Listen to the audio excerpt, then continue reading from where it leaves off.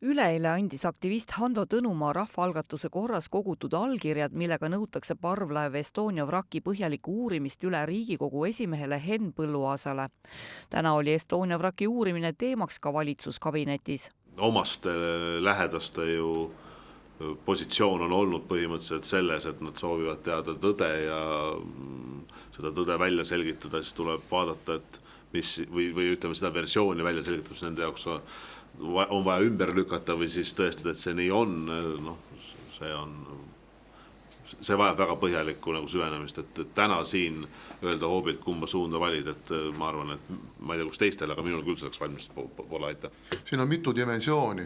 Siin on üks dimensioon on kahtlemata see, et kuidas seda juriidiliselt edasi minna sellega. Teine dimensioon on see, kuidas edasi minna sellega siseriiklikult, kui me kavatseme midagi tegema hakata, siis ainult juba läbikäidud dokumentide veelkordne läbikäimine ei anna tõenäoliselt meile mingit erilist efekti.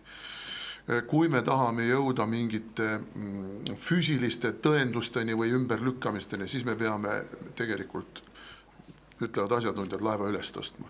Laeva üles tõstmine ei ole nii sama asi, et me läheme sinna, paneme Reinsaluga skafandrit selga ja kumbaltki pool tupitame ja laev ongi pinnal.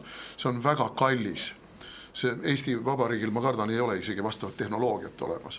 Asja taas uurimisel on ka rahvusvaheline mõõde, sest teadupärast on sõlmitud Eesti, Soome ja Rootsi vahel kokkulepe, millega tagatakse Estonia uppumispaigas, mis asub muide rahvusvahelistes vetes hauarahu.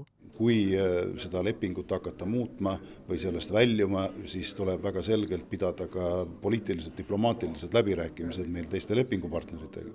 Ja juriidilised küsimused ongi see, et see sama leping, et kas sellest on siis võimalik väljuda, kas me siis rikume mingisugust rahvusvahelist õigust, on ju ka seal, kus see laev on rahvusvahelisest vetes, ta ei ole ju Eesti territoriaalvetes, kuigi ta on Eesti Vabariigi omand nagu oleks.